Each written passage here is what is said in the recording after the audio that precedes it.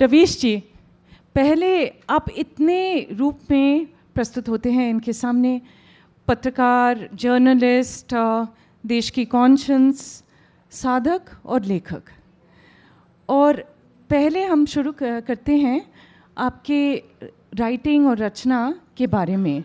5 साल पहले आप यहीं चारबाग में बैठे थे और उस टाइम इश्क में शहर होना की पहली पब्लिकेशन हुई थी, और अभी तो 10वां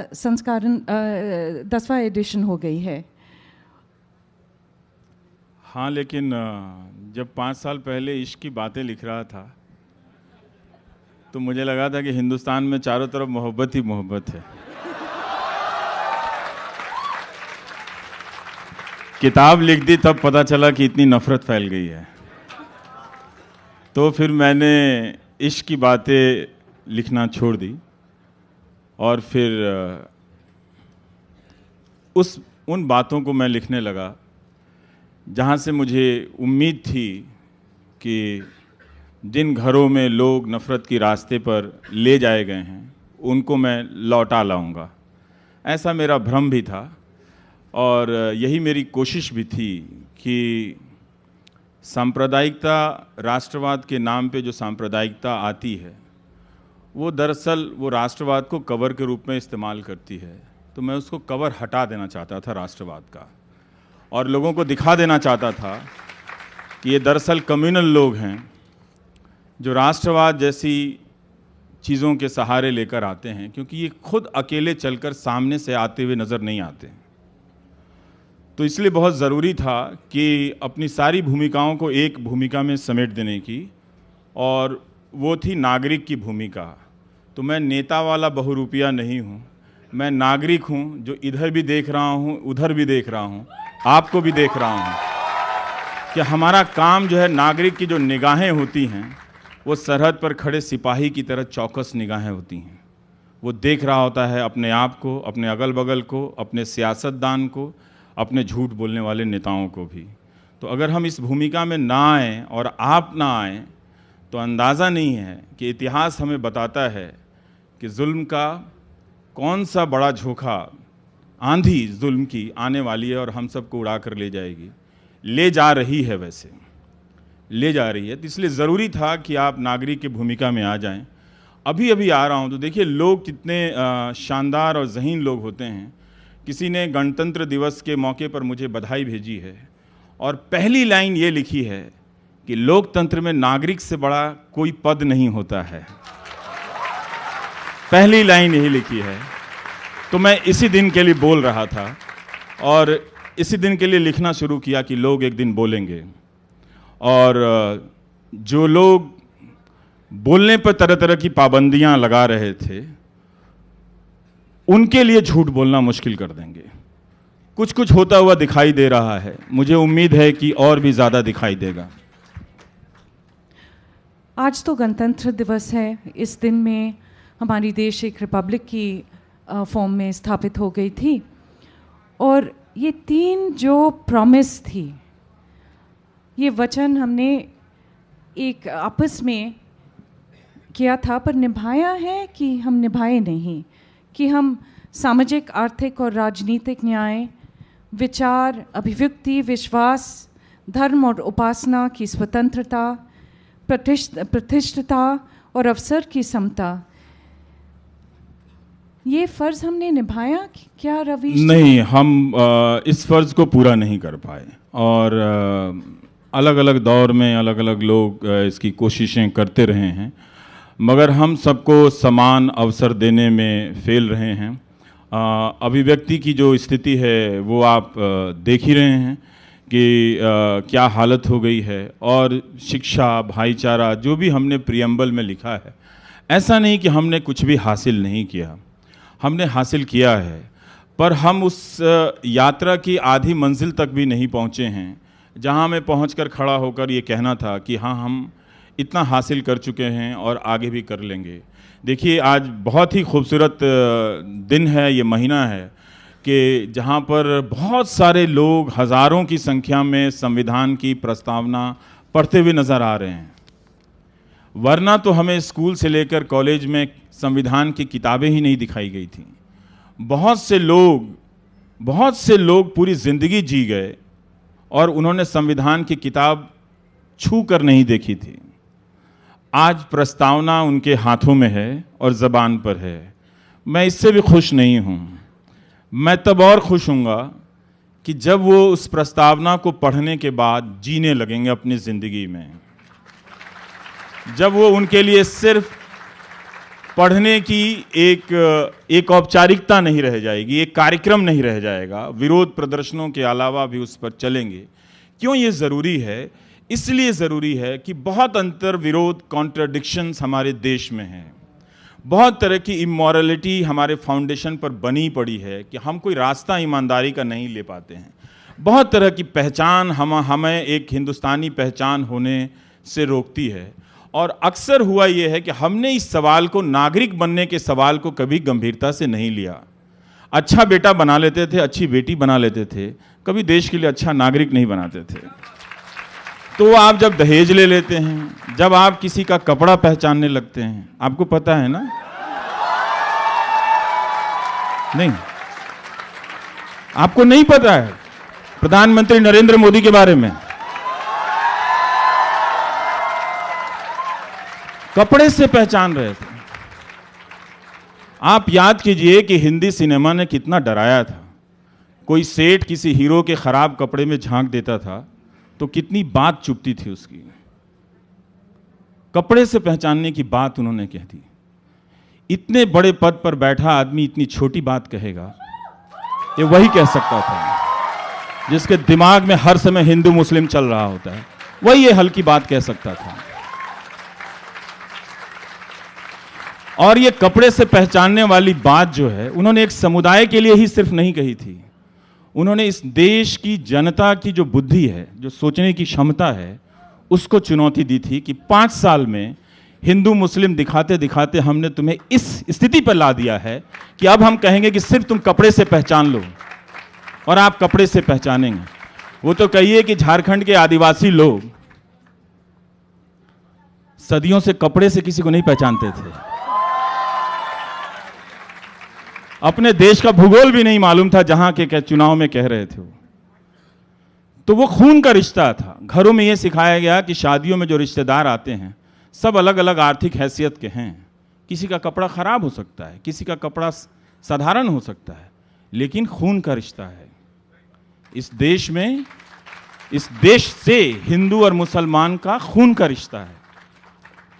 वो इस देश की आत्मा है दोनों, और आत्मा का आकार नहीं होता है।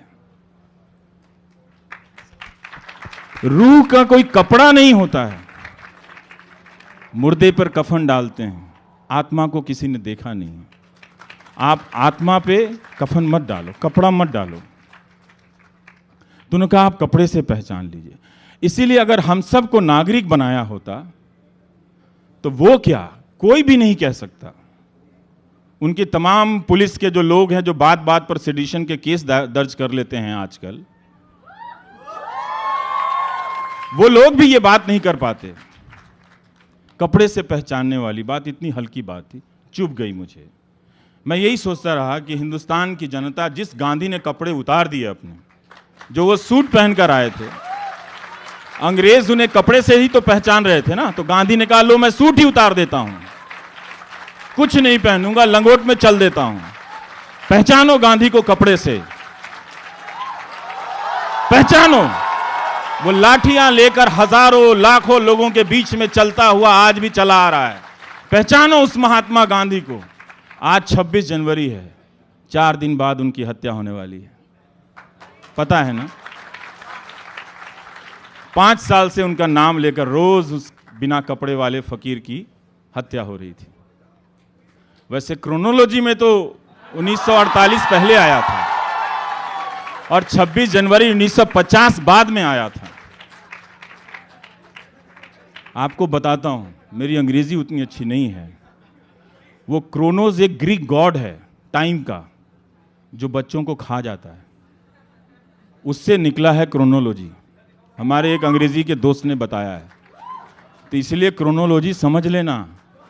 ये टाइम का ऑर्डर नहीं है, ये आपके पागल हो जाने का ऐलान है कि अब आपको गोदी मीडिया के जरिए आपके दिमाग में वो जहर भर दिया गया है कि अब सिर्फ आपको कपड़ा देखना है और भीड़ बनकर किसी को मार देना है। इसकी तैयारी की गई है, तो मत कीजिएगा, वरना वो कोई और आ जाएगा जो अपने कपड़े उतारकर आपकी अंतरात्मा के दरवाजे पर खड़ा हो जाएगा कि मैं गांधी हूं। कितनी बार मारोगे मुझे, कितनी बार मारोगे? और ये वही गांधी हैं कि जिनकी प्रेरणा लेकर लाखों औरतें सड़क पर आ गईं, और उसी गांधी के कपड़े के पीछे चलकर अभी बहुत सी औरतें आ रही हैं। तो इसलिए हम सबको नागरिक बनना चाहिए। जब हम नागरिक बनेंगे तो हम एक दूसरे के लिए समान अवसर का अवसर बनाएंगे, एक दूसरे के लिए बराबर होंगे।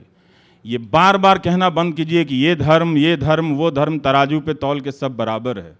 हम बराबर हैं तो सिर्फ संविधान के समक्ष बराबर हैं और उसकी दी हुई नागरिकता के परिभाषा के तहत बराबर हैं।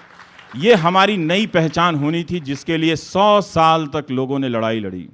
फांसी के फंदे पर झूल गए ना, क्या मिला उनके पीछे? उन्होंने तो आज़ाद भारत का तिरंगा भी नहीं देखा, नहीं देखा वो। लेकिन वो इसी मुस्तकबिल, इसी फ्यूचर के लिए लड़ रहे थे। हम आप सब भटक गए हैं। व्हाट्सएप यूनिवर्सिटी से निकल आइए और नागरिक बन जाइए। मैं आपको बता रहा हूँ, आप उन्हीं को प्रेम कीजिए। मैं उनसे आपको दूर नहीं ले जाना चाहता हूँ। आप 25 लाख सूट वाले को ही प्रेम कीजिए, लेकिन अपने बच्चों को जरूर कहिए कि इतना महंगा कपड़ा मत पहनना। गरीब देश है, अच्छा कपड़ा पहनो, थोड़ा ढंग का भी लगो, जचो, थोड़ा स्मार्ट भी लगो, अक्षय कुमार जैसा भी लगो, बाल बाल कट जाए तो। लेकिन 25 लाख का कपड़ा इस देश के गरीब लोगों के बीच में पहन के अभी मत चलना। बहुत लोग गरीब हैं, बहुत लोग गरीब हैं। थोड़ा अच्छा पहन लो तो उनको भी लगे कि हमारे बीच का है। तो वो शौक था ना बहुत पहले का। तो इसलिए मुझे लगा था नीलांजना जी कि बोलना पड़ेगा। तो जब वो पहरेदारी बिठा रहे थे कि जो भी मेरे खिलाफ बोलेगा सेडिशन का केस लगा देंगे, तो फिर मुझे लगा कि बोलना चाहिए। और बहुत लोग जेल में रहे, हम भी जेल में रह के आएंगे। आज मिलने आइएगा वहीं पर आप लोग, अगर वो मिलने देंगे तो इसलिए जागिए, निकलिए, हर घर में एक नागरिक बनाइए। बहुत देर हो चुकी है। इतना खूबसूरत मुल्क अब और इसका बोझ नहीं ढो सकता कि हम एक दूसरे को धर्म से और कपड़े से पहचान कर मारने की, निकालने की और आइडेंटिटी कार्ड मांगेंगे। अब और नहीं हो सकता है। ये बात यहीं खत्म हो जानी चाहिए, चाहे उनके पास जितनी भी पुलिस फोर्स हो। पुलिस फोर्स अंग्रेजों के पास भी तो बहुत थी ना, उनके पास भी बहुत थी। लोग 10-10 साल जेल में रहे। या फिर आप खुद से पूछिए कि उनको प्यार देने में आपने ऐसी कौन सी कमी कर दी कि आपको बांटने के लिए वो कपड़ा और कागज की बात कर रहे हैं। आप खुद से पूछिए कि आपने जब उनको वोट दिया, इतना प्यार दिया, तो वो कौन सा चीज था जो अपने पास रख लिया? वो भी दे देते आप उनको। तब वो रामलीला मैदान में गांधी जी का नाम लेकर झूठ नहीं बोलते। तब उस रामलीला मैदान के भाषण में 4-4, 5-5 झूठ नहीं बोलते। क्यों बोलना पड़ा उनको झूठ? उन्होंने इसका जवाब नहीं दिया। और जब वो अध्यक्ष बनते हैं, जेपी नड्डा साहब, उनके यहां जाते हैं कार्यक्रम में, अपने बीजेपी के कार्यकर्ताओं से देखिए क्या कहते हैं। बीजेपी के कार्यकर्ताओं से कहते हैं हमारे खिलाफ झूठ फैलाया जा रहा है। जो शख्स 1 महीने बाद जनता की कटघरे में खड़ा है और लोग उनके भाषण के हिस्से को निकाल कर बता रहे हैं कि आप झूठ बोल रहे हैं, वो अपने कार्यकर्ताओं से कह रहे हैं कि हमें हमारे खिलाफ झूठ फैलाया जा रहा है। झूठ आप बोल रहे थे। आप यहां 130 करोड़ लोग नहीं हैं, और मैं आपको देखकर 130 करोड़ नहीं कह सकता, क्योंकि मुझे मालूम है कि आगे तक माध्यम जाएगा, जिन चैनलों से प्रसारण होगा वो बंद हो जाएगा। तो यहां जो भी 10, 5, 15, 20 लोग हैं जो कि 130 करोड़ लोग नहीं हैं, मैं उनसे ही कह के जा रहा हूं कि वो झूठ बोल रहे थे रामलीला मैदान में, जिस मैदान का नाम राम के नाम पर हो, और वहां आप गांधी के नाम पर झूठ बोलते हैं। तो फिर क्या कर सकते हैं? फिर आप उसी जनता से पूछिए कि तुमने जब अपना इतना विश्वास दिया, थोड़ा प्यार और दे देते, शायद कोई तरस रहा होगा। मुझे बहुत दुख हुआ, इतने बड़े मुल्क का नेता जिसकी जरूरत नहीं थी, और अपने कार्यकर्ताओं के बीच वो कहते हैं कि हमें माध्यमों की जरूरत नहीं है, हमें माध्यमों की आदत नहीं है। माध्यम मतलब आप समझते हैं, कोई जवाब नहीं मिलेगा इसका। जिस टेलीविजन ने उनको, उनकी राजनीति को 5 साल तक 24 घंटे बनाने में मेहनत की, उसी टेलीविजन को खारिज कर रहे हैं। हालांकि वो मेरी बात कह रहे थे, जो मैंने कहा था कि 2.5 महीने टीवी मत देखना देश वालों, इससे अच्छी देश की सेवा नहीं हो सकती। उसी बात को प्रधानमंत्री, तो मुझे उम्मीद है कि अब देश का कुछ अच्छा होगा, कि वो मेरी बात से सहमत होने लगे हैं। मुझे इंटरव्यू नहीं देते, नहीं दे सकते, वो अलग बात है, पर वो मुझे पढ़ने लगे हैं। वो कह रहे हैं कि हमें माध्यमों की आदत नहीं है। आपने देखा था उन माध्यमों के बगैर जीते हुए उन्हें? कब देखा था? बताइए ना। ये बात जब कही जाती है तो ये बात बगावत के रूप में क्यों देखी जाती है? नहीं, ये तो हक की बात है, ये तो सच की बात है। ये बात अगर हम सब नागरिक होते, एक दूसरे को नागरिक की तरह पहचानते। मतदाता आप सिर्फ एक दिन के लिए बनते हैं। जिस दिन पोलिंग बूथ से लौट आए, जिस वक्त आप मतदाता नहीं रहते, आप नागरिक होते हैं। तो आप 5 साल जो कार्यकाल होता है उसमें सिर्फ एक दिन की भूमिका, और इन्होंने टीवी के जरिए आपको 5 साल मतदाता बनाया।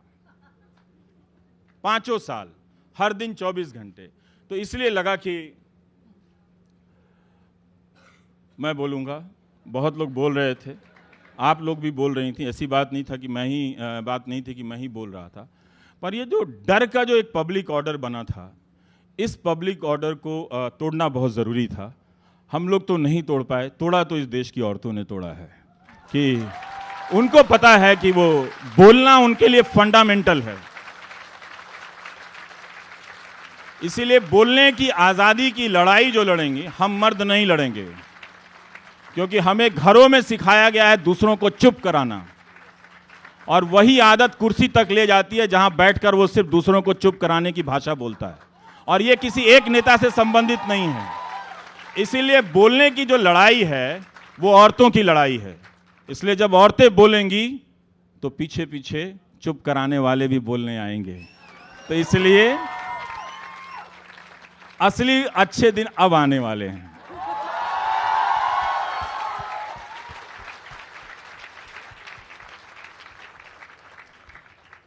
रवीश जी, एक साइड तो एक जहर की बाजार लगाई तो गई है। सुधीर चौधरी ने 2 दिन पहले ही कहा था, सुधीर चौधरी जी तो मशहूर है यहाँ पे, और जी के नाम तो लगाए हैं तो उनके नाम तो लेना पड़ेगा। तो सुधीर चौधरी ने कहा था कि टुकड़े टुकड़े गैंग की ओनरशिप हुई, लेबल ने की डिस्कवरी उन्होंने ही किया था, उन्होंने ही फैलाया था ये बात, जिसमें सच्चाई नहीं थी कि टुकड़े टुकड़े गैंग है ये देश में। तो एक साइड से ये जहर की बाज़ार, गोदी मीडिया, और दिन पर दिन ये झूठ जो फैलाई जाती है, ये चल रहा है, और ये हमारे देश में की देह में एक बुखार की जैसे चढ़ गई है। और दूसरे साइड से जहाँ पर भी हम जाते हैं, ये प्रोटेस्ट जो चल रही है 1 महीने के लिए, यहाँ पे 2 शब्द मैं बार बार सुनती हूँ, नागरिकता और आज़ादी। यहाँ पे एक जो लड़ाई है, ये क्लेमिंग की लड़ाई है कि देश की आत्मा के लिए कौन जीतेगा। ये देखिए, जो टुकड़े टुकड़े गैंग का जो जुमला है, वो एक ही जुमला नहीं है। कभी ये इस्तेमाल होता है, कभी अवार्ड वापसी गैंग इस्तेमाल होता है, बहुत तरह के गैंग का इस्तेमाल करते हैं। है गैंग 3 ही लोगों का, 2+1, एक दिन का जहाज है। जो खुद गैंग है वो दुनिया को गैंग के रूप में पहचानना, तो लगातार एक दुश्मन पहचानना है, लगातार, कि एक पत्रकार बोल रहा है, एक लेखक बोल रहा है। आप भूल गए कि जब कलबुर्गी की हत्या हुई तो साहित्य अकादमी का काम था लेखक की हत्या पर शोक प्रस्ताव पास करना। जब नहीं हुआ तब लेखक परेशान हुए। क्या ये नहीं होना था? हमारा देश ऐसा कब से हो गया कि किसी की मृत्यु पर शोक नहीं मना रहा है? गौरी लंकेश की हत्या होती है तो प्रेस क्लब में जब लोग जमा थे तो ये एंकर लोग क्या भाषा का इस्तेमाल कर रहे थे? तो ये बांट रहे थे। लगातार वो मशीन चल रही थी बांटने की।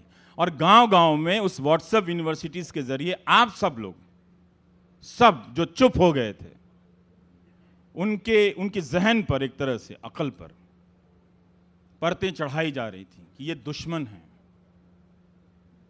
मुझे मेरे गांव में जाके लोगों ने कह दिया कि ये रवीश नहीं, इनका नाम रवीशुद्दीन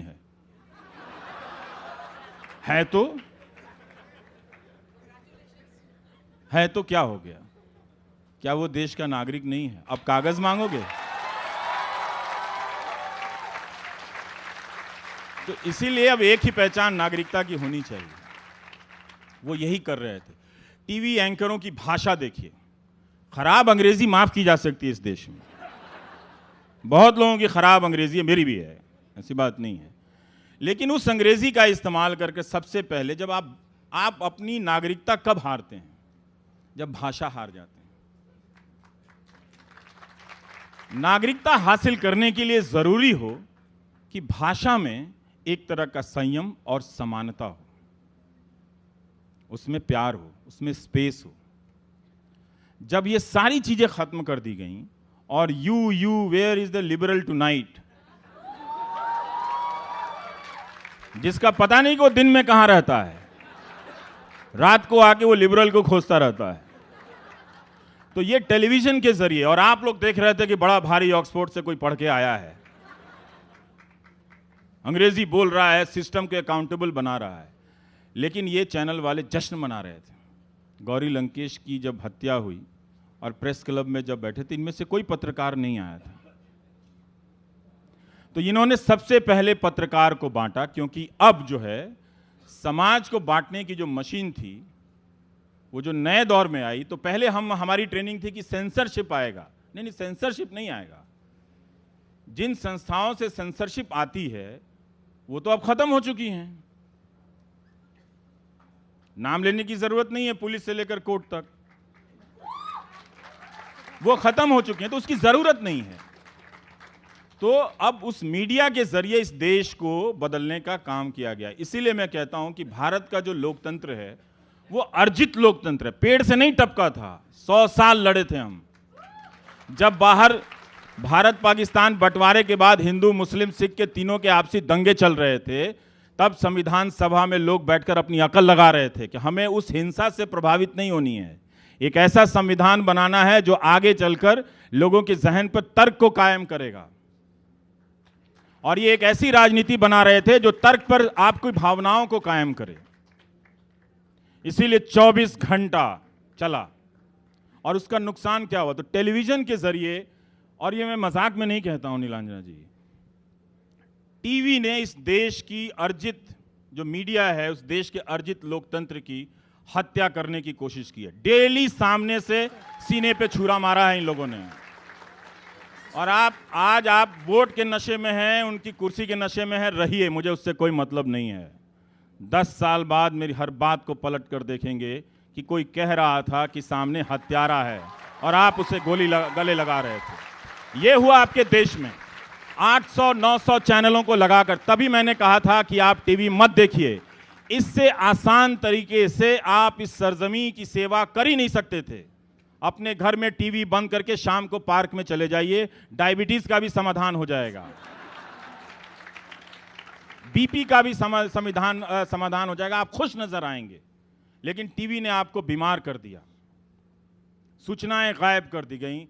वो इसलिए कर रहा था कि उससे ये कोशिश थी कि आपको सिटीजन नहीं बनने देना है, क्योंकि आप बन रहे थे और उस बनने की प्रक्रिया में चले थे। तभी तो रामलीला मैदान में तिरंगा लेकर गए थे ना, उसके पहले तो आप नहीं जाते थे, तो आप उस रास्ते पे चल रहे थे। तो नागरिकता की जो पहचान है वो एक दिन में 10 साल में नहीं हासिल होगी, बहुत ज़माने लगेंगे उस पहचान को लाने में, जो हमने उसके लिए कभी मेहनत नहीं की। और उस मेहनत को ख़त्म करने के लिए, जनता को भीड़ में बदलने के लिए टीवी का इस्तेमाल किया गया। और इसीलिए आप कह रहे हैं कि जब उस भीड़ में औरतें बोलने लगीं तो समझ में नहीं आया कि कैसे डील करें, तब वो कह रहे हैं हमें माध्यमों की ज़रूरत नहीं है। इसका मतलब है कि अब अक्षय कुमार इंटरव्यू नहीं करेंगे, प्रसून जोशी ये इंटरव्यू नहीं करेंगे कि ये फकीरी।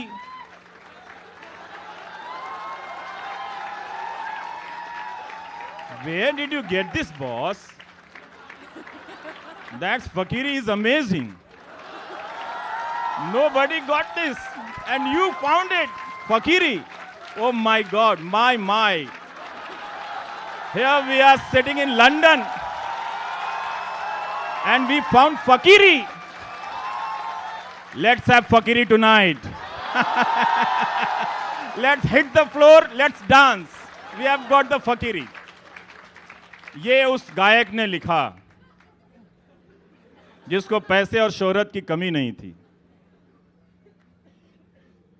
बिकता वही है जिसका खजाना ज्यादा भरा रहता है। तो ऐसे लोग, ऐसे मीडिया आप एंकर के जरिए देख रहे हैं। ये पूरा एक फॉर्मेट था कि मालिकों को पहले कब्जे में लेकर, जो भूत प्रेत का मीडिया कर रहा था, वो इस तरह का टेलीविज़न का सेटअप आपके सामने खड़ा कर दिया गया। अब आप पागलों की इस तरह बैठ रहे हैं, आपको ना ये देश पहचाना जा रहा है, ना लोग पहचाने जा रहे हैं। लग रहा है कि सामने वाला आ जाएगा, तू मार देगा, वो व्हाट्सएप में लिख दिया है मत निकलो, लगता है वहाँ पे तुम्हें मारने आ जाएंगे। हर जगह ये मारने की फोर्स स्टेशन है क्या? ये रैपिड एक्शन फोर्स बना रखा है क्या आपने? जब हर जगह जाके कहीं पीट दीजिए। देखिए इसका नुकसान क्या हो रहा था, आप समझ नहीं रहे थे इस बात को। जब अलवर में पहलू खान को मारा गया और जब बुलंदशहर में सुबोध सिंह को मारा गया, तो सिंपल हिसाब हिंदू मुसलमान में ही समझा देता हूं। 2 लोगों को मारने के लिए 100 हिंदू परिवारों के लोग गए थे। जिन हिंदू परिवारों को हिंदुत्व के नाम पे आप आगे ले जा रहे थे, उन्हें बनाना था डॉक्टर, नौजवानों को बनाने लगे आप क्या? पहलू खान, तबरेज, सुबोध कुमार सिंह का हत्यारा। तो आपके घरों के बच्चे हत्यारे में ना बदलें, इसलिए बोलने आया था कि इसको बंद कर दो। इसके बगैर भी आप उन्हें पसंद कर सकते हैं बिल्कुल, और आपको अच्छा लगेगा पसंद करके। क्योंकि जब भी ये बात होती है, एक फोन आता है, बोलने से क्या होगा, इस बार उन्हें 400 सीट आ जाएगी, 545 आ जाए, उससे क्या होगा? हम उनके सीटों को हराने के लिए नहीं बोल रहे हैं, हम अभी भी नहीं बोल रहे हैं कि आप उनसे दूर चले जाइए। मैं सिर्फ बोल रहा हूं कि ये जो चीज़ है हिंदू मुसलमान की, वो अब बहुत हो गया, इसको अब दूर कीजिए, यहां से नहीं चल सकता इस देश में। अब ये हमारे घर के लड़के बर्बाद हो जाएंगे, आपके ही घर के लड़के बर्बाद होंगे। जो दिन भर व्हाट्सएप पे चलेगा, उसको लगेगा कि एंटाइटलमेंट मेरा इतना है कि सड़क पर 5 रुपये की लड़ाई में कोई अमर किसी अकबर को मार आएगा। जिस अमर को आपने बहुत प्यार से बड़ा किया होगा, अच्छा बेटा बनेगा, वह हत्यारा बनकर किसी दिन घर लौटेगा। पुलिस और टीवी तो बचा लेगी उसको, लेकिन आपको भी जानकर अच्छा नहीं लगेगा कि आपका बेटा हत्यारा हो गया है।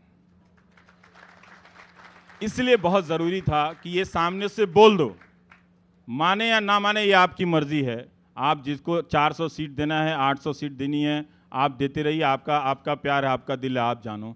लेकिन आप इस दुकानदारी को बंद करो अभी। आप इसको तुरंत, इसको इस साल, इस महीने इसको अब बंद कर देनी चाहिए। बहुत अच्छा बसंत का मौसम आ रहा है, थोड़ा एंजॉय भी कीजिए, थोड़ा तो एंजॉय भी कीजिए। कितना लड़ेंगे हम किससे? हमने 84 भी देखे, हमने 2002 भी देखे, हमने भागलपुर भी देखे, अब हम और नहीं देखना चाहते हैं। छोड़ दो ना, जो हो गया सो हो गया। हमारी अदालतों में इतना दम नहीं था, पुलिस में इतना दम नहीं था कि उसकी वो संस्थाएं हम बनाए नहीं। अगर हम नागरिक होते तो हम इंस्टीट्यूशन बनाते और उस इंस्टीट्यूशन से इंसाफ मिलता, वो भी नहीं मिला। ना 2002 का मिला, ना 1984 का मिला, ना 1990 का मिला, किसी को नहीं मिला। कश्मीरी पंडित को नहीं मिला, किसी को नहीं मिला। और सब अपने अपने जख्मों को लेकर घूम रहे हैं। आहत लोग, घायल लोग घूम रहे हैं, कोई उनको गले लगाने वाला नहीं है, कोई उनको लिपटा कर बोलने वाला नहीं है कि आओ हम तुम्हारे जख्मों को भरेंगे। जिसे देखिए वही किसी ना किसी के बहाने किसी के जख्मों को हरा कर रहा है। मत होने दीजिए, वरना बसंत के कई मौसम में गुजर जाएंगे, आपको लगेगा कि ये सूखा इतना लंबा क्यों चल गया। आपकी जिंदगी के अच्छे साल चले जाएंगे, अच्छी रात, अच्छी शाम चली जाएगी, आपकी अच्छी सुबह चली जाएगी। उन्हीं से कहिएगा इस बार जब आएंगे, हमने तुम्हारे 25 लाख के कपड़े देखे थे, अब प्लीज अब आप कपड़े मत पहचानो, छोड़ दो, अब आप छोड़ दो। अब हमारा वोट चाहिए ना, हम देते हैं वोट आपको, लो वोट, लेकिन बदले में चोट मत दो किसी को मत दो कि किसी को तकलीफ हो जाए। आपको सिर्फ मुसलमान नजर आया उन लड़कियों में जो अकेली बड़बड़ा रही हैं, इस मुल्क से बात कर रही हैं, कविताएं लिख रही हैं, नज़में लिख रही हैं। ये हालत आप किसी को कर सकते हैं कि वो बैठ के बड़बड़ाने लगे और उन नज़मों, कविताओं और शेरों से बात करने लगे अपने मुल्क से, अपने हमवतनों से। शर्म आनी चाहिए। ये हाल कर दिया गया है लोगों ने। तो ये होना था, क्योंकि मैं देख रहा था कि इसकी मंजिल वहां तक है। अब वो नफरत उस मंजिल पर पहुंचती हुई नजर आ रही है, वो उससे आगे भी जाएगी। अगर आप अब भी अपनी कुर्सियों से नहीं उठे, वो नफरत आपके घरों तक भी आने वाली है। याद रखिएगा, एक पहलू को मारने के लिए दर्जनों हिंदू लड़कों को हत्या का साझीदार बनाया था। इतना सा अगर आप हिसाब समझ लेंगे, आप इस नफरत के खिलाफ खड़े हो जाएंगे। आपका ही रिश्तेदार होगा, आपका ही कोई बेटा होगा, कोई हो सकता है ना। सुबोध कुमार सिंह को, पुलिस को देखिए कितनी गर्मी से बातें हो रही हैं आजकल पुलिस की यूपी में। उनके अपने पुलिस इंस्पेक्टर को, ईमानदार पुलिस इंस्पेक्टर को घेर के मार दिया भीड़ ने। उसका इंसाफ आज तक नहीं हुआ। दिल्ली पुलिस की डीएसपी को आप डीसीपी को आप जरा जाके देख लीजिए 30,000 कोर्ट में क्या हुआ। मालूम नहीं जो रिवॉल्वर गायब हुई थी, जो पिस्टल, वो मिली कि नहीं मिली, तब किसी ने गर्मी नहीं दिखाई थी।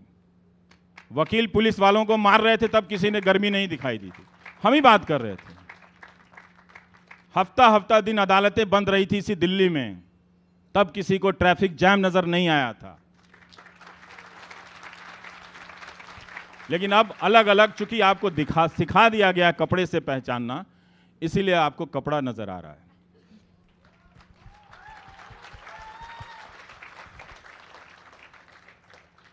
रवीश जी, एक प्रश्न इतिहास के बारे में और एक प्रश्न भविष्य के बारे में। हम जो देख रहे हैं, ये जो नागरिकता की प्रोटेस्ट चल रहे हैं, जहाँ पर भी आप जाओ ये देश में, डॉक्टर अंबेडकर, अशफाक, बिस्मिल, पुराने फ्रीडम फाइटर्स की जो याद उभर रही है और वापस आ रही है, इसके लिए काफ़ी हंगर है देश में। हम लोग अपने इतिहास से फिर से जुड़ के फिर से ये युद्ध, आज़ादी की युद्ध फिर से लड़ने चाहते हैं। और भविष्य के बारे में यदि आप देखो, जस्ट लास्ट वीक द विश्व लोकतंत्र report was released. For the first time, I cannot tell you how bad I felt that my country had slipped so low down the rankings. There was a point of time where we were in the top 100, and now we are in the bottom 100, and there are only 50 countries lower than us as far as democracies are concerned. मतलब इसकी मतलब है कि हमारी लोकतंत्र stable नहीं है, हमारी लोकतंत्र अभी खतरे में है और बहुत गहरी खतरे में है। तो ये इतिहास से हम इंस्पिरेशन ले रहे हैं। भविष्य की ओर यदि देखो, फिर सभी इंडिकेशंस में थोड़ी सी अंधेरा भी दिखाई दे रही है। देखिए, हमारे जो शहीद थे आज़ादी की लड़ाई के, उन्होंने सिर्फ जान नहीं दी थी, वो इसलिए हमारे आदरणीय नहीं हैं। उन्होंने इस दुनिया के इतिहास में सबसे शानदार आज़ादी की लड़ाई की कहानियां दी हमें, एक से एक कहानियां। जलियांवाला बाग में आजकल वो दस्ताने जलियां में बताती हैं कि गोली खाने 4 औरतों ने गोली खाई थी। एक हिंदू थी, एक मुसलमान थी, 2 सरदारन थी, है ना। तो उन लोगों ने ऐसी ऐसी कहानियां लिखी हैं, हमको जाना पड़ता है उनके पास। जब भी अंधेरा ज़्यादा बड़ा होता है हमें उनके पास जाना पड़ता है कि आप कौन लोग थे कि जो हमारे लिए इतनी आपने कुर्बानी दे गए। पर इतिहास की समझ भी गायब कर दी गई व्हाट्सएप यूनिवर्सिटी से, टेलीविज़न के ज़रिए से। और हमारे देश में एक चीफ हिस्टोरियन हुए हैं, आपको पता है उनका नाम? अमित शाह जी।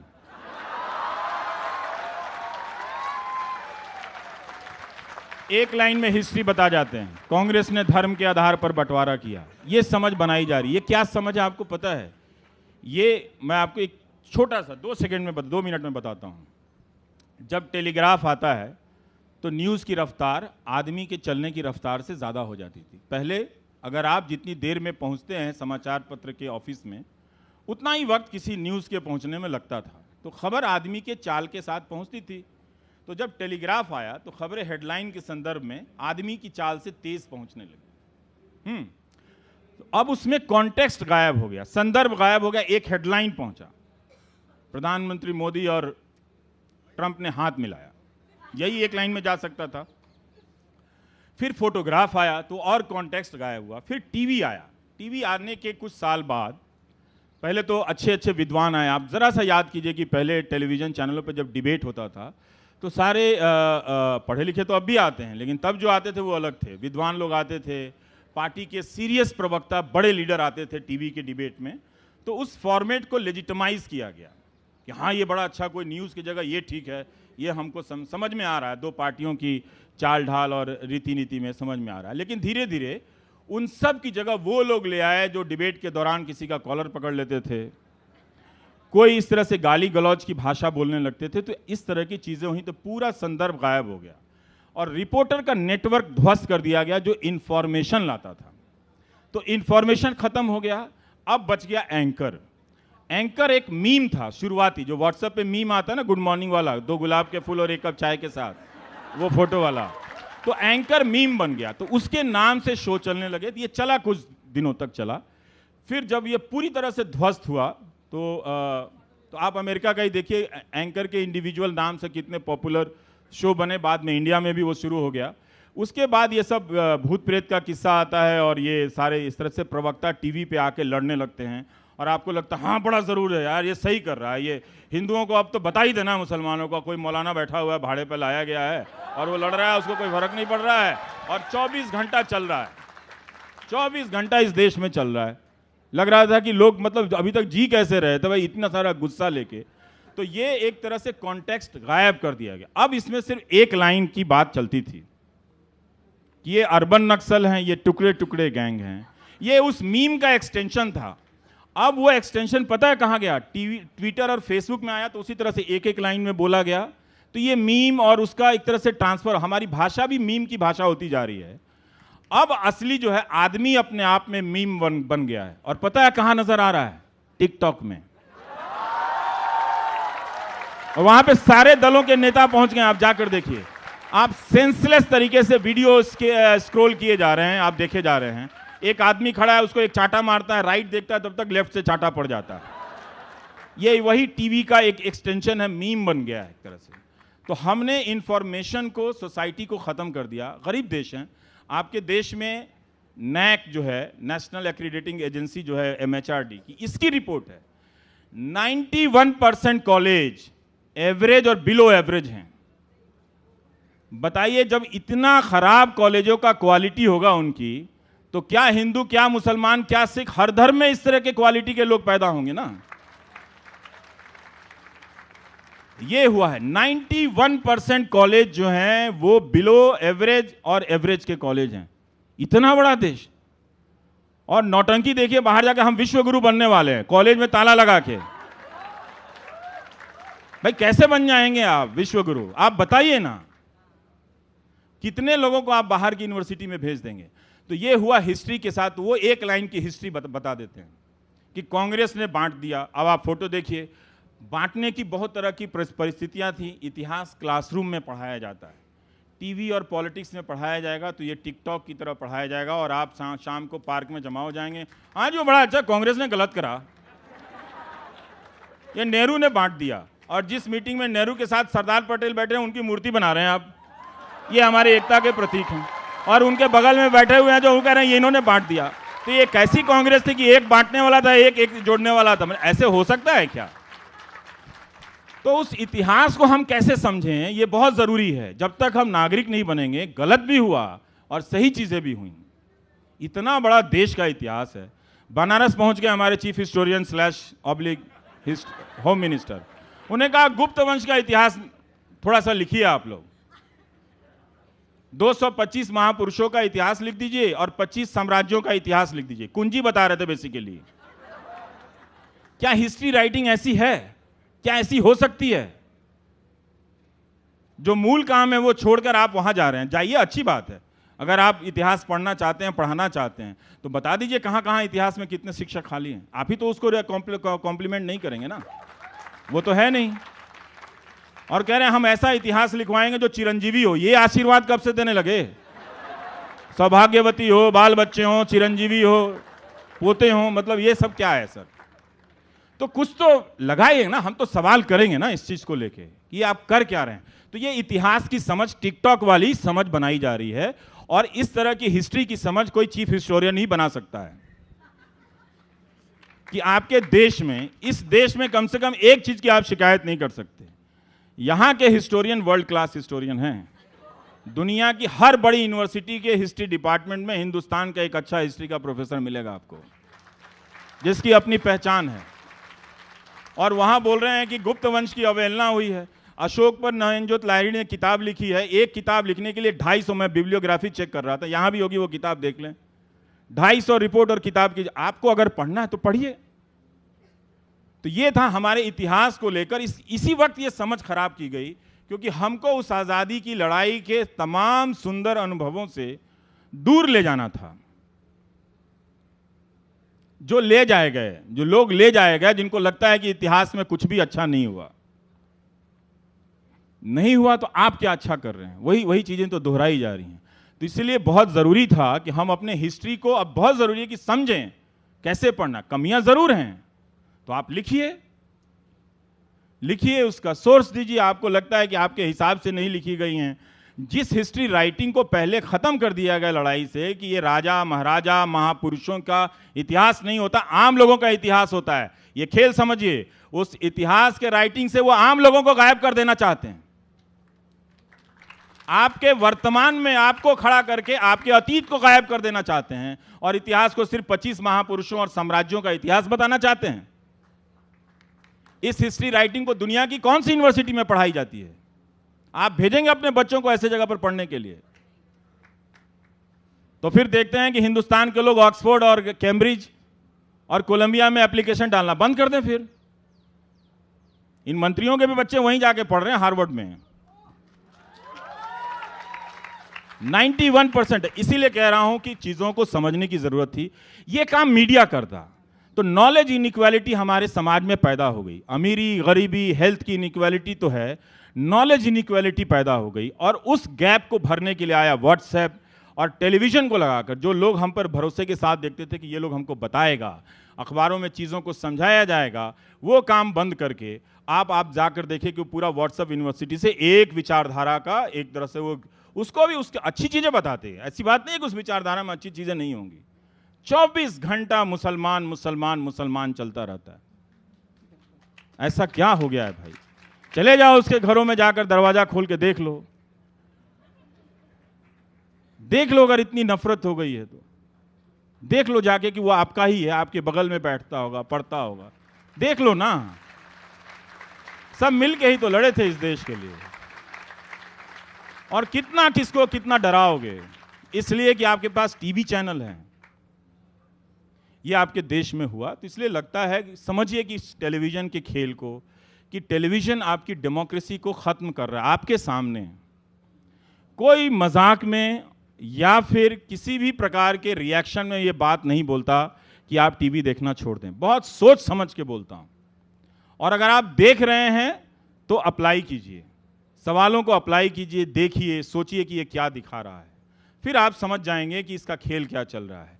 रात को जो एंकर आ रहा है, जिसको अच्छा खाया पिया, जिम में जाकर, बहुत सारे एंकर फिट भी हैं आजकल, तो उससे पता चलता है कि अपने ही मोहल्ले में नहीं गए होंगे कई साल से घूमने जिम के अलावा। लेकिन फिट है, अच्छी बात है, हेल्थ होना चाहिए। तो वो रात को आके इतनी जहर क्यों फैलाते हो भाई?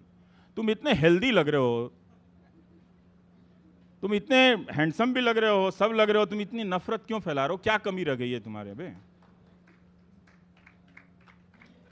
तो कुछ ये समाज को इस तरह से बदलने की कोशिश की गई टेलीविजन के जरिए, अखबारों के जरिए, और अब कह रहे हैं हमें माध्यम की जरूरत नहीं है। तो चलिए कुछ टीवी पे अब शांति आ जाएगी जब इन्हें जरूरत नहीं होगी। तो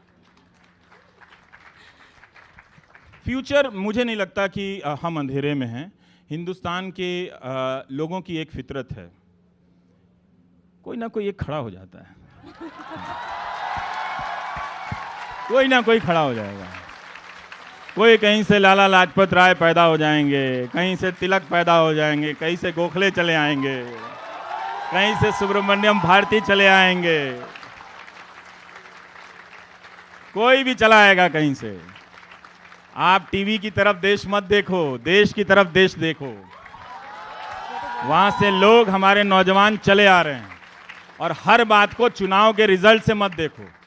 बहस शुरू नहीं होती कि टीवी वाला सर्वे करने लगता है 50% आर स्टिल विथ हिम। तो हमने कब कहा कि 100% लोग उनके साथ नहीं है?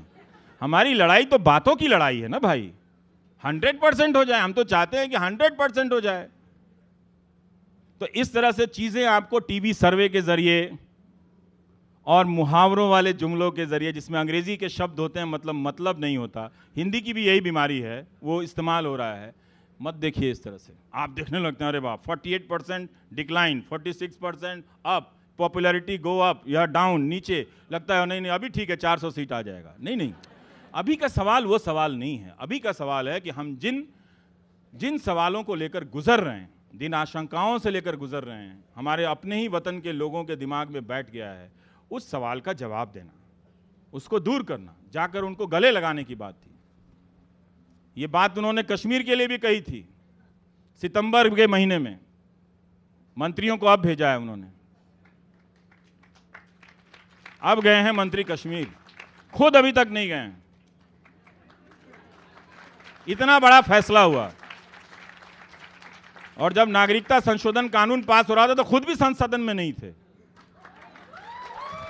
क्यों नहीं थे? और लेकिन देखिए, पर्दे की बात है, मीडिया की बात है। आराम से कह रहे हैं कि संसद ने पास किया है तो उस पर सवाल किया जा रहा है। हां, हमारे लोकतंत्र में व्यवस्था है कि संसद में बहुमत के जोर पर कुछ भी चीजें पास हो सकती हैं, और उसकी न्यायिक समीक्षा की व्यवस्था की गई है। कानून आपके बनाए हुए, सुप्रीम कोर्ट के बनाए हुए कानून और उसके फैसले सुप्रीम कोर्ट वापस लेता है। SC/ST एक्ट में हुआ था कि नहीं हुआ था? जब सुप्रीम कोर्ट ने फैसला लिया तो संसद ने कानून बनाया, जब संसद ने कानून बनाया तो सुप्रीम कोर्ट ने अपना फैसला वापस लिया। ये तो होता है लोकतंत्र में। तो फैसले पे सवाल उठाना, आप देश की संसदीय प्रणाली पे सवाल नहीं उठा रहे हैं। तो इसलिए आपके भीतर की जो अच्छाई थी वो प्रधानमंत्री को बाहर लाना था। आपको समझना है कि वो आपको क्या एजुकेट कर रहे हैं, किस रास्ते पे लेकर जा रहे हैं।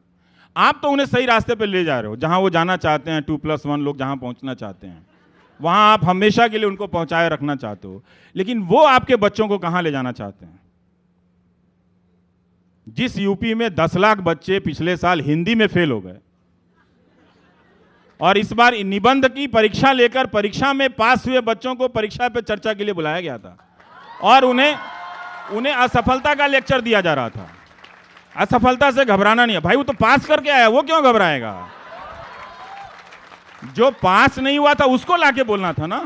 तब लगता है कि हमारे प्रधानमंत्री हैं, देश के बड़े हैं, अच्छी बात करें। बच्चों घबराना नहीं, तुम इस परीक्षा में फेल हो गए थे, लेकिन हम हैं तुम्हारे पास। 2 स्टेडियम रखते, आधा घंटा यहां बोलते, आधा घंटा वहां बोलते, ये भी हो सकता था। तो आप 91% कॉलेज की बात नहीं करते थे, लेकिन वो एक इमेज बनाते हैं, जैसे लगेगा कि ये इतनी बड़ी समस्या है, छोड़ो हटाओ। रैंकिंग की बात करते हैं, 10 इंस्टीट्यूशन ऑफ एक्सेलेंस बना देते हैं। उसमें भी एक उद्योगपति साहब की कोई कागज पे ही रह गई है तो उनको नंबर 1 बना देते हैं। ये हुआ ना, मैं कोई गलत बोल रहा हूं? हुआ कि नहीं हुआ? तो ये है कि इन सब के बाद भी मैं ये कहता हूं कि इस देश का भविष्य, इस देश के लोकतंत्र पे, हाँ, हमारी संस्थाएं बहुत निराश करने वाली हैं। चाहे वो मेडिकल की संस्थाएं हो, पुलिस की संस्थाएं हो, कोर्ट की संस्थाएं हो, उसमें जो काम करने वाले लोग हैं उनका किरदार ऊंचा नहीं है। कुर्सी ऊंची है, किरदार ऊंचा नहीं है।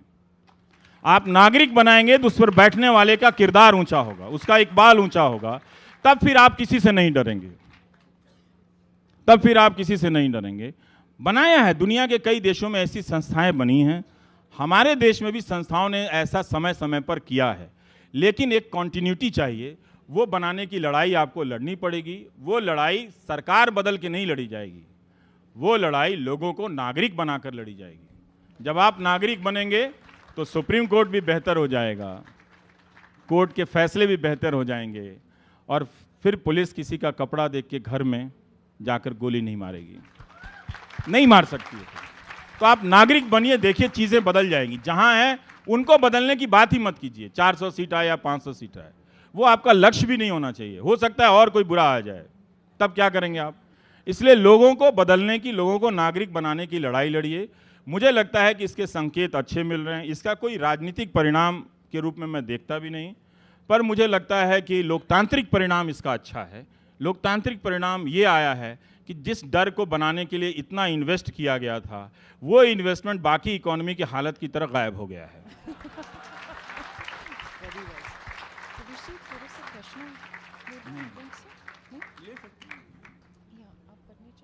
हाँ,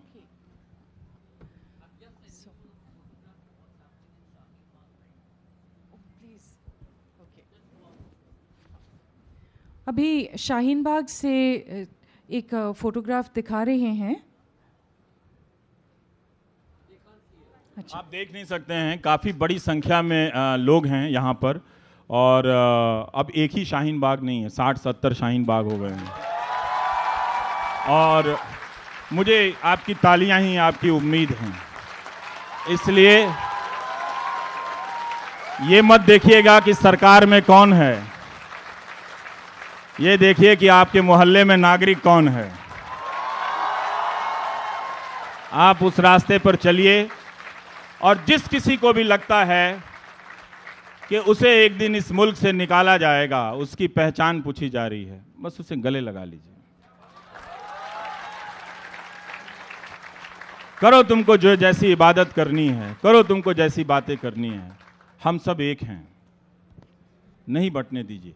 इसीलिए देखिए कि जब पुरुषों से नहीं हुआ, उनको पता नहीं था कि इस मीडिया से कैसे लड़ें। इस मीडिया ने सबसे पहले, नीलांजना जी जब सरकार आई तो मीडिया ने एक बैरिकेड बनाया जनता और सरकार के बीच में। जैसे ही जब भी आप जनता बन के आप सरकार की तरफ आते हैं, सिर्फ शाहीन बाग की बात नहीं है, जब किसान आए लाखों की संख्या में दिल्ली, तब भी यह मीडिया बैरिकेड बन गया।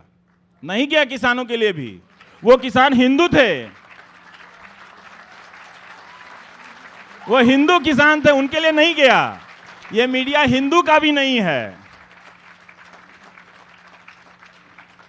गुलाम किसी का नहीं होता है।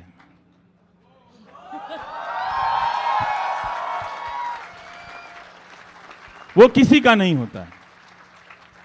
जब नौजवान सड़क पर उतरे उत्तर प्रदेश में नौकरियों के लिए, बिहार में, राजस्थान में, मीडिया नहीं गया। उसमें ज्यादातर हिंदू थे, उनके लिए भी नहीं गया। और टीवी पे बैठ के वो हिंदुत्व का चैंपियन बना फिरता है, जिसका काम था सरकार को जवाबदेही पे घेरना। तो वो बैरिकेड बनाया गया और डराया गया लोगों को कि जब टीवी डरा सकता है तो डराने के लिए 4 लोग चुने गए। हर चीज में रवीश कुमार कहां है, हर चीज में। अब वो कहां है, अब इस पे क्यों नहीं बोल रहे हैं? कमाल है साहब, आप मेरी इतनी पूछ रहे हो, मैंने तो पूछना भी छोड़ दिया कि मुझे इंटरव्यू कब देंगे।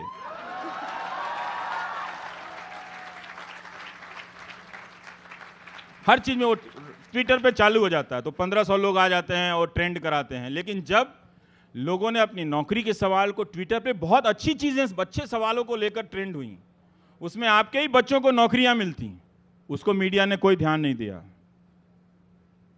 लेकिन शाहीन बाग में एक उसको ले आया है, रोज कोई जाता है पूछने 500 रुपया यहाँ पर है, कोई कह रहा है 500 लेके यहाँ पे आ रहे हैं। भाई ये सवाल उनकी रैलियों में पूछ लीजिए जहां 1500 रुपये में लेके लोग जाते हैं, पूछिए ना। इसी राजस्थान में कौन सा कानून आने वाला था, आपको मैं याद दिला देता हूं। इस राजस्थान में कानून आते आते रह गया, आ गया था उसका ड्राफ्ट, कि अगर कोई ब्यूरोक्रेट है, पोस्ट पे है या रिटायर कर गया, जज भी तमाम तरह का, इनके खिलाफ अगर एफआईआर हो जाए करप्शन के केस में, तो जर्नलिस्ट उसकी खबर लिखने से पहले सरकार से अनुमति लेगा। ये इनके विचार हैं। और जब सवाल हम पूछते हैं तो कहते हैं नहीं नहीं 1975 में आपातकाल आया था। मुझे मालूम है कि आपातकाल आया था, और आपातकाल हम अभी भी देख रहे हैं। हमारी गर्दन सिर्फ पीछे नहीं मुड़ी रहती है, हमारी कार में सिर्फ रिवर्स गियर नहीं है, फर्स्ट गियर भी है, चला के सामने देखना होता है हमें। तो ये सारी इसी राजस्थान में कानून आया था। तो आपको लगता है कि ये पार्टियों के बदलने से खत्म हो जाएगा? नहीं, ये पावर का कैरेक्टर हो गया है हिंदुस्तान में, जनता को हाँकने का। इसीलिए नागरिक आप अपने लिए बनिए, देश के लिए बनिए। कांग्रेस के फायदे के लिए, बीजेपी के नुकसान के लिए आप नागरिक मत बनो। हमें उनके लिए नहीं बदलना है, हमें अपने लिए बदलना है। हम बदलेंगे तो हमारे बीच में कोई बगल में बैठा हुआ ये नहीं डरेगा, कोई मुसलमान या कोई हिंदू, कि हमारा हमसे कागज और कपड़ा मांगा गया। आप उनके फायदे के लिए, ये देखिए तस्वीर शाहीन बाग में। मैं तो कह रहा हूं यहां छोड़िए, जाइए वहां 500-500 बट रहे होंगे, ले लीजिए, मंदी का टाइम है। हाँ, मंदी का टाइम है, और आप देखिए कि कितने लोग आए हैं। ये औरतों ने हासिल किया। इसीलिए जब लोगों को बोलना नहीं आएगा, जब उन मौलानाओं ने टीवी पर जाकर उनकी मदद की, खराब भाषा बोली, ऐसी भाषा बोली कि लोग भड़क जाएं, और उनकी मदद की, वो मदद कर रहे थे उनकी, इसलिए गए। जो समझदार थे वो नहीं गए टेलीविजन में, जो नहीं जा रहे थे उनको पकड़ के लाया गया। नए नए प्रकार के मौलाना लाए गए, जिनको लोग पहचान नहीं रहता कौन है ये। रोज 5 बजे टीवी पे बैठा हुआ है, उल्टा सीधा उनके हिसाब से बोल रहा है, और वो खड़ा करके इस तरह का डिबेट लगाया गया। और आप सुनिए, मुसलमान ऐसे ही होते हैं, हिंदू ऐसे ही होते हैं। बंद कीजिए सर।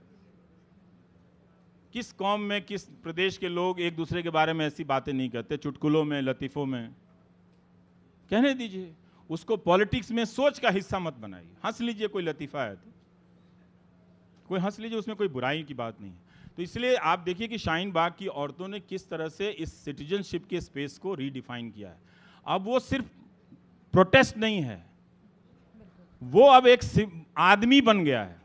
अब लोग टीवी पर शाहीन बाग क्यों नहीं बोलता है, तो शाहीन बाग माफ़ी भी मांगता है। हाँ जी, हमारे यहाँ गलती हुई, आपके साथ धक्का मुक्की हुई। अब शाहीन बाग कश्मीरी पंडितों पे क्यों चुप है, तो शाहीन बाग कहता है कि हम इन सॉलिडेरिटी विद कश्मीरी पंडित भी खड़े हैं। अब सारे चीज प्रधानमंत्री से नहीं पूछे जा रहे हैं, शाहीन बाग से पूछे जा रहे हैं। ये होता है नागरिक की ताकत। अब जल्दी ही शाहीन बाग से पूछे जाएंगे कि देश की इकोनॉमी की हालत क्यों खराब है,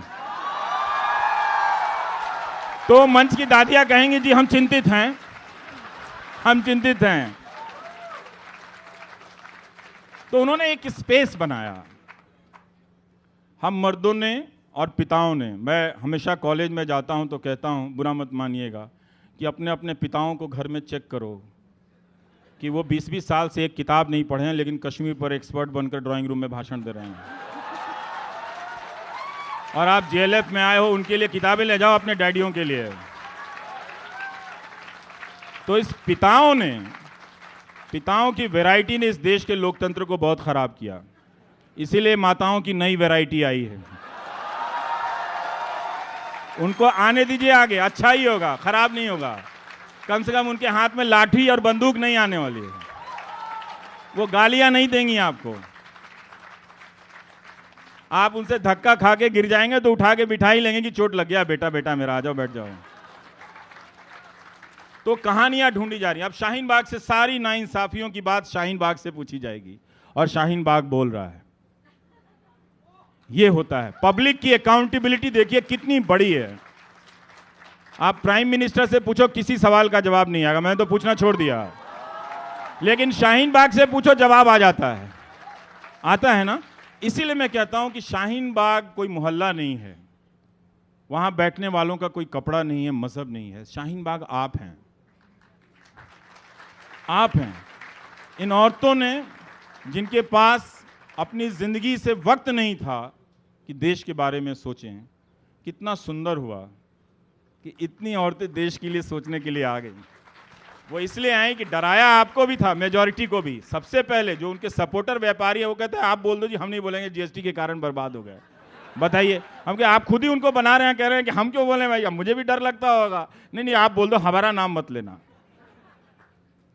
तो डरिए नहीं, उनसे प्यार कीजिए, उनको चाहिए प्यार बेसिकली, वो कह नहीं पा रहे हैं। मुझसे अगर इंटरव्यू के लिए बुलाते तो मैं उनसे कोई सवाल नहीं पूछता, गले मिलकर आ जाता। मैं क्या कहा था कि have fun mister prime minister, give us a smile, give us a smile, हंसिए थोड़ा सा तो अच्छा लगेगा आपको। हम हंसते हुए भी देखना चाहते हैं, हमारे आपसे कोई दुश्मनी नहीं है भाई, आप खुश भी रहिए। जब भी आप अमित शाह को बोलते देखिए गुस्से में बोल रहे हैं, क्यों गुस्से में बोल रहे हैं, कोई जरूरत नहीं है गुस्से में बोलने की। खुश रहिए, मुस्कुराते रहिए। आप चीफ हिस्टोरियन बनना चाहते हैं, बन जाइए। आप ऐसे तो बन नहीं सकते थे, तो बन जाइए आप, उसमें कोई दिक्कत नहीं है। सारे हिस्टोरियन को बुला के सैटरडे को कमरे में बंद करके लेक्चर दीजिए, आप जो भी देना है कीजिए। लेकिन मैं बाहर अब आपको खुश देखना चाहता हूं, मैं आपको खुश देखना चाहता हूं, आप दोनों को। तो इसलिए हम, मुझे मालूम है कि समय जा रहा है, तो इसीलिए हम क्रोनोलॉजी की बात तो नहीं करेंगे, पर अच्छा है। तो मैं जा रहा हूं, आप सब आए, बहुत दूर दूर से बहुत लोग आए होंगे, इतना प्यार आप लोगों से मिलता है, बहुत अच्छी बात है। पर ये प्यार मैं अपने घर लेकर नहीं जाऊंगा, आपको ही आपका खजाना लौटा रहा हूं कि आप इस प्यार को वैसे किसी को दे आइएगा जो सड़क पर खड़ा होकर अकेला बोल रहा होगा। आप अपने प्यार को उनके यहां दे आइए, उससे गले मिलाइएगा जो इस देश के लिए बोल रहा होगा। और डरना छोड़ दीजिए। आप में से बहुतों के पिताजी आईपीएस होंगे, उनसे घर में जाकर पूछिए कि आप संविधान का काम करते हो या गुलामी का काम करते हो। चाहे आपके पिताजी, आपके मामा जी, चाचा जी डीजीपी हो, डीएसपी हो, कोई भी हो, उनके घरों में जाकर पूछिए। मुझे पूरा भरोसा है उनके भीतर भी इस देश के लिए एक ज़मीर है। जब आप उनसे प्यार से सवाल करेंगे, वो इस देश के लिए काम करेंगे। और बोलने वाले 18-19 साल के लड़के लड़कियों पर देशद्रोह, राजद्रोह के आरोप नहीं लगाएंगे। हम सब कोई देशद्रोही, राजद्रोही नहीं है।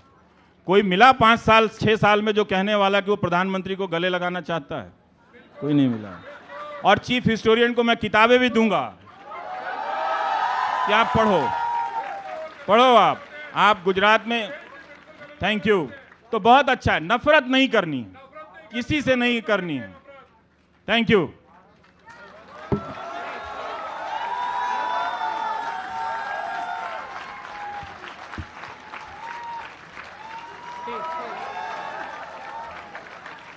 Thank you, Nilanjana. Thank you so much, Ravish.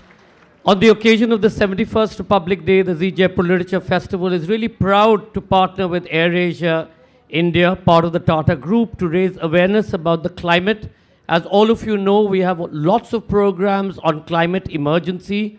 We recognize at the festival we generate 25,000 tons of carbon footprint, and we're trying to find a way to be able to reverse that. So what we're going to do is we're creating a literature forest with individual trees in honor of the speakers of the JLF. I'd like to welcome Siddharth Butalia, the Chief Marketing Officer of AirAsia, to present the certificates marking this occasion to Ravish and Nilanjana Roy. And if any of you want to, and if any of you, if you wish to disrupt it, just hold on for a second. This is not your time in the sun. We've understood what you're trying to say. You can ask it to him in a way that's polite and respectful. That's what this festival is about. He's just talked about pushing back against hatred. This is not about nafrat. कोई भी question पूछो, जरूर पूछेगा sir. यहाँ पे कोई डर नहीं रहा है प्रश्न देने का। If any of you wish to be part of this initiative, you can sign up also. You have to pay 100 rupees to sign up to plant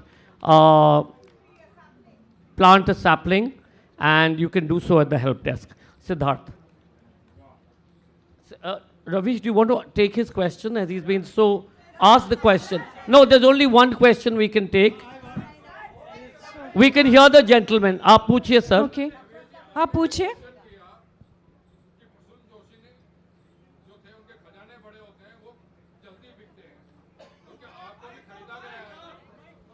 क्या आप भी खरीदा गए हैं? आप सोशल मीडिया पे जाके देखिए, दिन रात चलता रहता है, दिन रात चलता रहता है ना? तो आप मेरे लिए भी लड़ लीजिए, अच्छा लगेगा, है ना? मैंने उनके बारे में नहीं कहा, मैंने बड़े बड़े लोगों का आप देखिए